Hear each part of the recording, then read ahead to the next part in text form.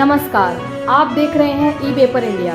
आइए नजर डालते हैं आज की खास खबरों पर। जमशेदपुर उपायुक्त कार्यालय के समक्ष कांग्रेस पार्टी द्वारा एक दिवसीय धरना दिया गया, जहां इस बार उपायुक्त कार्यालय के समक्ष बैठ पार्टी के नेता और कार्यकर्ता द्वारा महंगाई के मुद्दे और राहुल गांधी की सदस्यता रद्द करने पर अब पार्टी द्वारा उपायुक्त को ज्ञापन न सौंपकर शहर की जनता के लोगों के बीच ज्ञापन सौंपा जा रहा है और इसी तरह महंगाई की मार लोगों को पड़ रही है, उसकी जानकारी जनता के बीच कांग्रेस पार्टी पहुंचाने का काम कर रही है। इसलिए आज उपायुक्त कार्यालय के समक्ष एक दिवसीय धरना देकर कांग्रेस पार्टी द्वारा देश के तमाम मुद्दों को जनता के बीच पहुंचाया जा रहा है।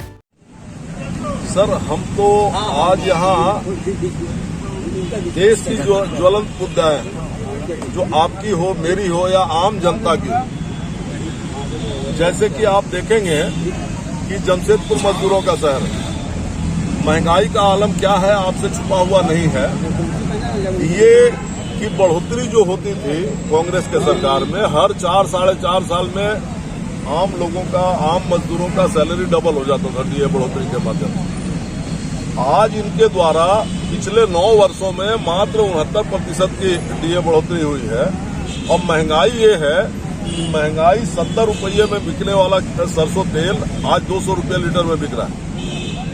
400 रुपये में बिकने वाला गैस का सिलेंडर 450 रुपये का आज 1150 रुपये में बिक रहा है। तो आप समझ सकते हैं कि महंगाई का आलम क्या है। कैश 100% बढ़ा है और डीए इनको बढ़ाने में संकोच होता है। तो आज हम लोगों ने ये बहुत सोच समझ करके निर्णय लिया कि अब लोकतंत्र में जनता मालिक है और हम सीधे जनता को ये समझाने का कोशिश करें, क्योंकि जो समझाने का काम राष्ट्रीय मीडिया का है, इस मीडिया ने ठेका ले लिया जनता को गुमराह करने का। और ये मीडिया आप देखेंगे कि अभी इस देश के समक्ष जो सबसे बड़ा विषय होना चाहिए था, वो होना चाहिए था कि सत्यपाल मलिक जी ने जो बातें रखी है अभी, उन बातों पर इस देश की मीडिया को चर्चा करना चाहिए। तो इस देश का मीडिया रात दिन लोगों को गुमराह करने के लिए एक हत्यारे और उसकी हत्या पर चर्चा आज 3-4-5 दिनों से लगातार दिन रात चल रही है। सत्यपाल मलिक ने इतना महत्वपूर्ण बात कहा कि इस देश के 40 जवानों को केंद्र सरकार की गलत नीति के कारण मरना पड़ा, शहीद होना पड़ा, और उन 40 जवानों को जिस तरीके से मारा गया, वो कह रहे हैं कि मेरी गलती है। उस पे एक डीएसपी पकड़ा जाता है, उस डीएसपी को 90 दिन के अंदर केस डायरी सबमिट नहीं करने के चलते कोर्ट से बेल मिलता है। तो आखिर वो कौन है महाशक्ति, जिस महाशक्ति के दबाव में इतने बड़े मामले पर किसी का केस डायरी कोर्ट को सबमिट नहीं हुआ, और जिस अफसर ने सबमिट नहीं होने दिया उस पर क्या कार्रवाई हुई।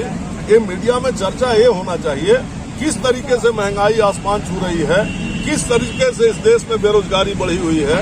इन सारे चीजों को छोड़ करके मीडिया गलत तरीके से लोगों को गुमराह करने का प्रयास कर रही है। तो आज हम लोग जो है यहाँ बैठ करके जनता के बीच सीधे ये रोजाना कांग्रेस का कार्यक्रम चल रहा है। आप देख रहे होंगे जिले में रोज एक दो सभाएं हो रही हैं, पदयात्राएं हो रही हैं, जनसंपर्क अभियान चल रहा है। ई पेपर इंडिया में आज के लिए बस इतना ही। कल हम फिर हाजिर होंगे नई खबरों के साथ। तब तक के लिए देखते रहिए ई पेपर इंडिया।